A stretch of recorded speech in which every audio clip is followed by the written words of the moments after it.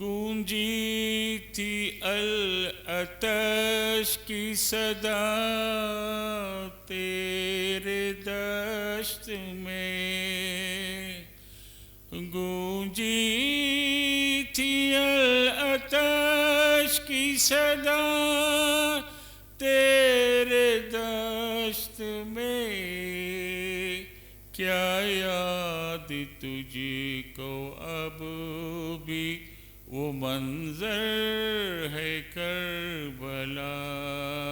آخری بندے، 2 گز کفن بھی دے نہ سکی امت رسول، 2 گز کفن بھی دے نہ سکی امت رسول، جلتی زمیں پہ لاشائے سرور ہے کربلا، مدفون تجھ میں جانے پیمبر ہے کربلا۔ نعرہ صلوات میں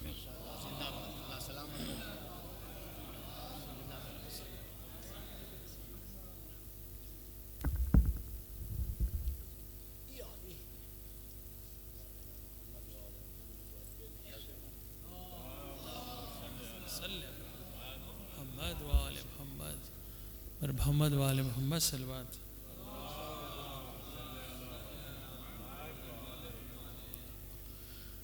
زندہ رہنے کے لیے شہ کی اذا کافی ہے، ہم کو بس فاطمہ زہرا کی دعا کافی ہے، چاہے کتنی ہی مخالف زمانے کی ہوا، چاہے کتنی ہی مخالف زمانے کی ہوا، ہم کو عباس کے پرچم کی ہوا کافی ہے۔ بار دیگر صلوات۔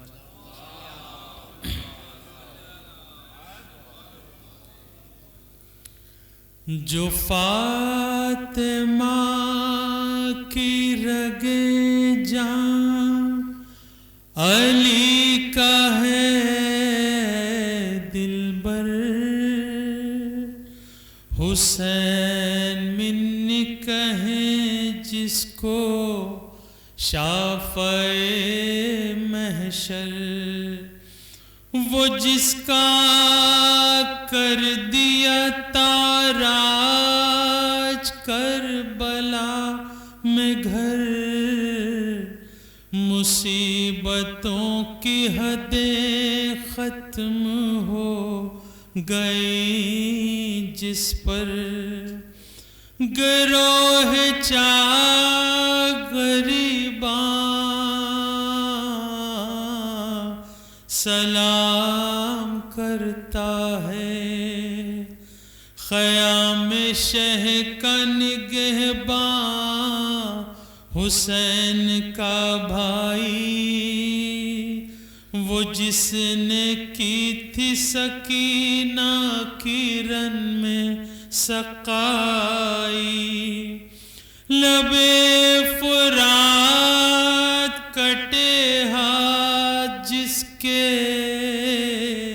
موت آئی، وفا میں جس نے جہاں میں حیات نو پائی، گروہ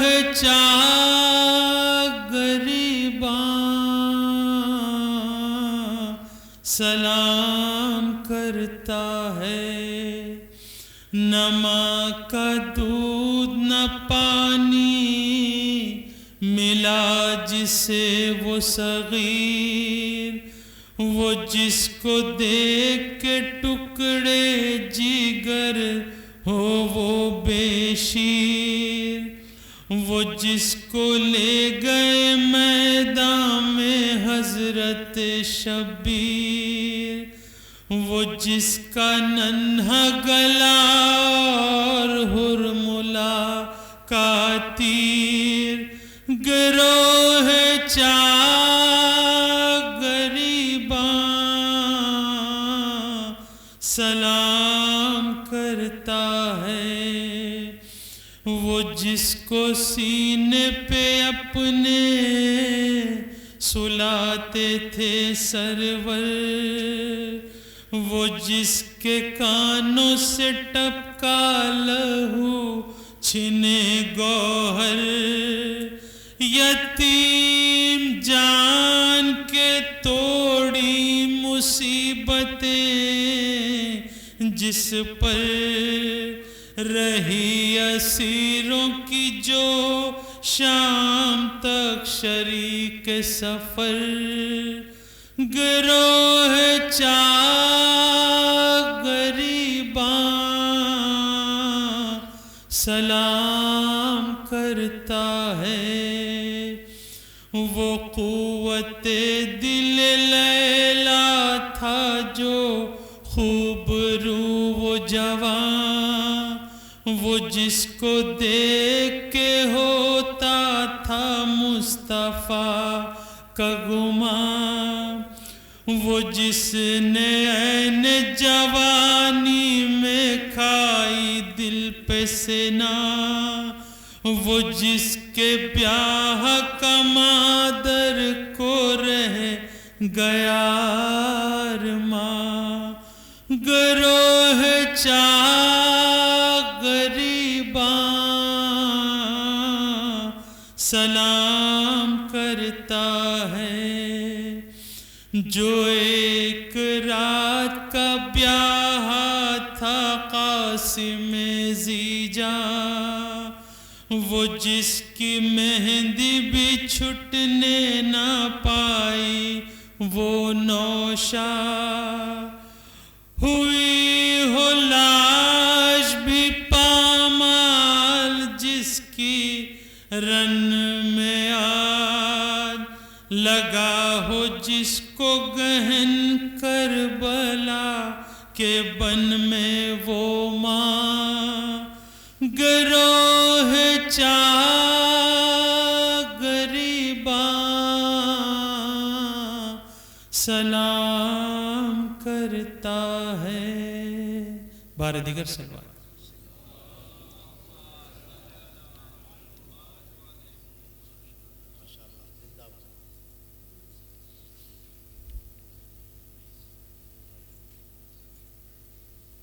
سلوات بھی بار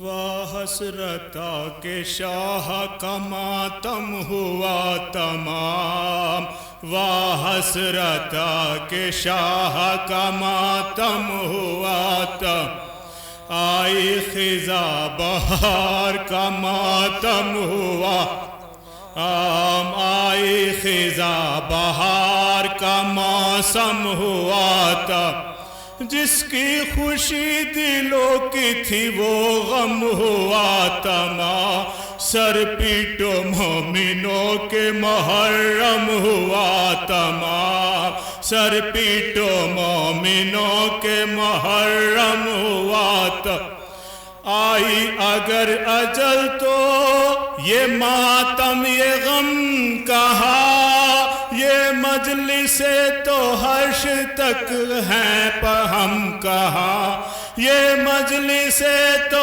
حشر تلک ہیں پر ہم کہاں، کل ہوں گی مجلس نشیون نہ یہ فغا، سنسان ہوں گی تازیہ داری کے سب مکان، اشرا ہوا تمام چلے شاہ ان سو جا رخصت طلب ہے تم سے تمہارا یہ میں رخصت طلب ہے تم سے تمہارا یہ مہماں رخصت کرو علم سے لپٹ کر حسین کو پاؤ گے کل نہ فاطمہ کے نور کو پاؤ گے کل نہ فاطمہ کے نور اے بے دیار و بے سر و سامان الوداع اے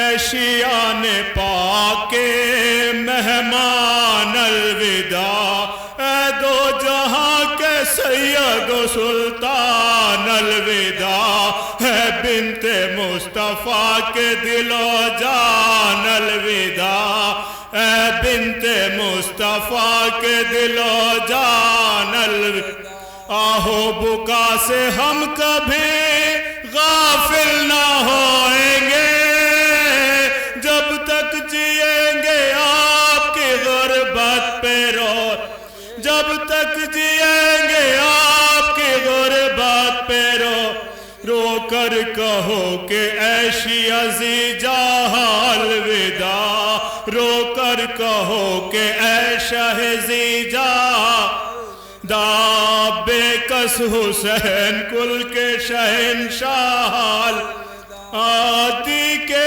چراغ فاطمہ کے ماہ الوداع اے امت نبی کے ہوا خواہ الوداع اے امت نبی کا ہوا خواہ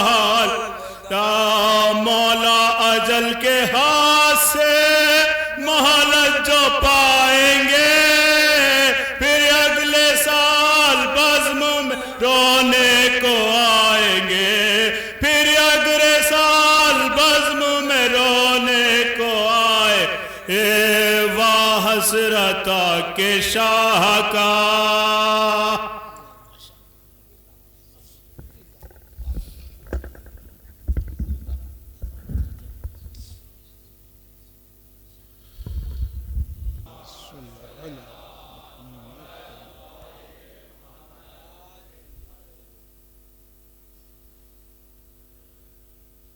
رحم الله من قرأ الفاتحة بسم الله الرحمن الرحيم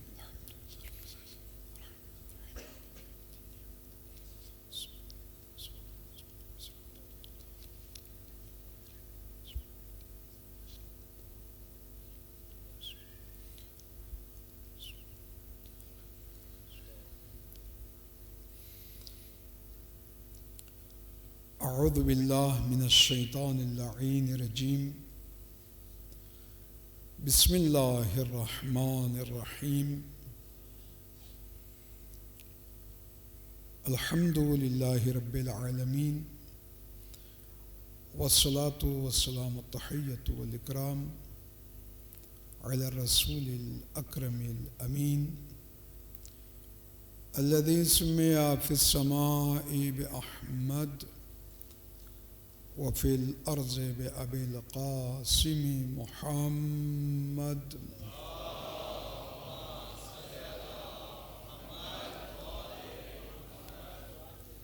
وآله الأطيبين الأطهرين المعصومين المظلومين المنتجبين الميامين ولعنة الدائمة على أعدائهم وغاصب حقوقهم ومنكر فضائلهم والشاكين فيهم والمنحرفين عنهم إلى قيام يوم الدين. أما بعد فقد قال الله الحكيم في كتابه الكريم بسم الله الرحمن الرحيم ولكن لا تفقهون تسبيحهم إنه كان حليما غفورا. بلند ترین آواز سے صلوات پڑھے محمد والا.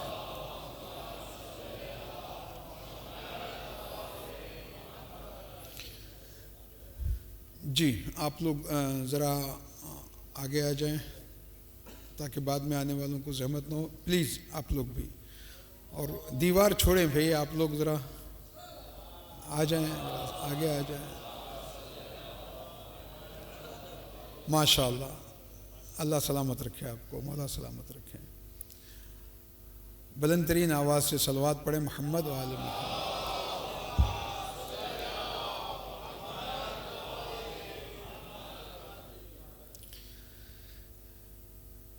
چونکہ یہ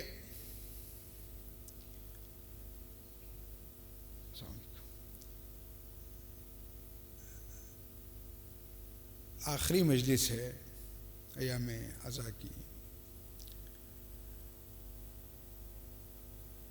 تو کئی مضامین اور موضوعات ٹاپکس میرے ذہن میں تھے, لیکن میں نے فیصلہ کیا کہ آج کی اس مجلس کا عنوان رکھوں ہم جعفری کیوں ہیں. ٹھیک ہے, ہم جعفری کیوں کہلاتے ہیں, اس کی وجہ کیا ہے, فقہ جعفری کیا چیز ہے, اور ہمارے مذہب کو مذہب جعفری کیوں کہا جاتا ہے. آپ لوگ آمادہ ہیں سننے کے لیے؟ جی, تو بلند ترین آواز سے صلوات پڑھیں محمد و آل محمد.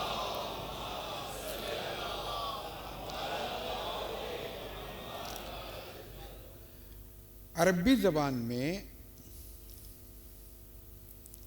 فقہ کہتے ہیں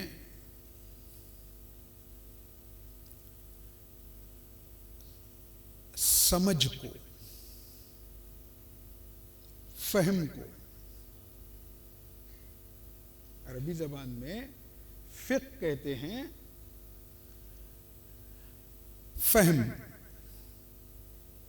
شعور,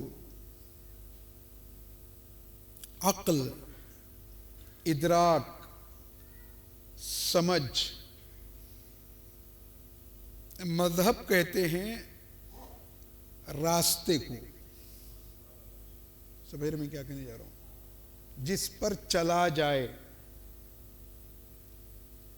اسے کہتے ہیں مذہب. فقہ یعنی سمجھ بوجھ.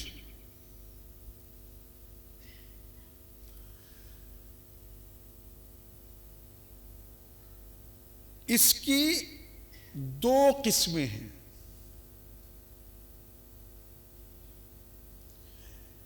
ایک ہے فقہ اکبر اور ایک ہے فقہ اصغر. فقہ اکبر علم کلام کو کہتے ہیں. علم کلام یعنی عقائد کا علم, وہ علم کہ جس میں عقیدے پر بحث ہوتی ہے, اسے کہتے ہیں علم کلام. متکلم کہتے ہیں اصطلاح میں اس کو کہ جو انٹرفیت پر بات کرتا ہے.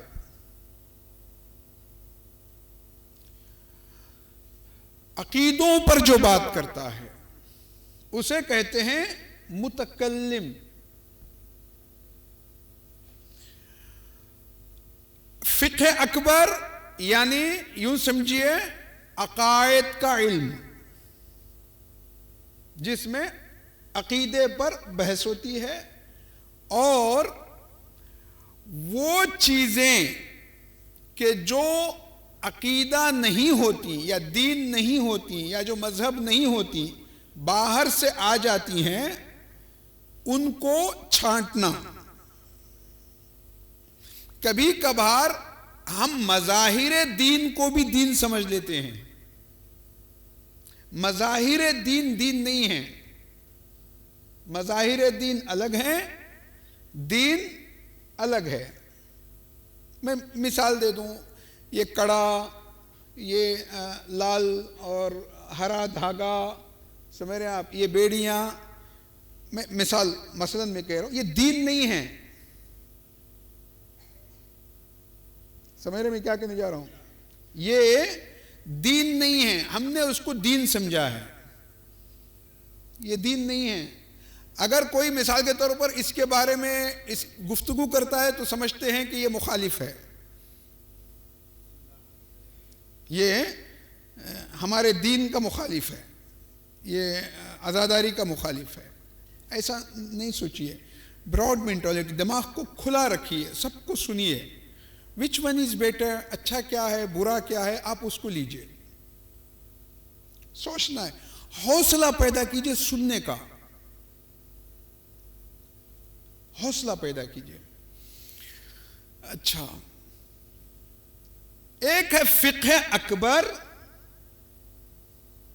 فقہ اکبر یعنی عقائد کا علم، اور ایک ہے فقہ اصغر یعنی فروعات کا علم، دین کے احکام کا استدلالی علم. توجہ چاہتا ہوں. یعنی فروع دین پہ جس میں بحث ہوتی ہے اسے کہتے ہیں فقہ اصغر. یہ جو پورا دین ہم تک پہنچا ہے رسول و آل رسول سے، قرآن مجید، یہ جو توضیح المسائل آپ کے پاس ہے، اور توضیح المسائل سے بڑی جو فقہ کی کتابیں ہیں، یہ سارے دین کے احکام 513 آیتوں سے بنے ہیں. کتنے؟ 513 آیتوں سے یہ پورے احکام بنے ہیں. لیکن 517 آیتوں میں غور و فکر کی دعوت دی گئی ہے. 513 آیتوں سے دین بنا ہے، اور 517 آیتیں ایسی ہیں قرآن مجید میں جو انسان کو غور و فکر کی دعوت دیتی ہیں کہ تم غور کرو، فکر کرو، سوچو. اسی کی یہ آیہ کریمہ ہے کہ کائنات کا ہر ذرہ تسبیح پروردگار کر رہا ہے، لیکن تمہیں ان کی تسبیح کی سمجھ نہیں ہے، شعور تمہیں اس کی تسبیح کا نہیں ہے. کائنات کا ہر ذرہ ساجد ہے، وہ سجدہ کر رہا ہے پروردگار کو، تمہیں اس کا شعور نہیں ہے. توجہات کو میری طرف رکھیے. بحث ذرا کٹھن ہے لیکن آپ کو انشاءاللہ لطف ضرور آئے گا. فقہ اصغر یعنی دین کے احکام کا استدلالی علم. اچھا، یہ دین کے احکام کا استدلالی علم کیا ہے؟ ایک مرجع یا مجتہد جب کوئی فتویٰ دیتا ہے تو فتویٰ اس کے ذہن کی اوپش نہیں ہوتا،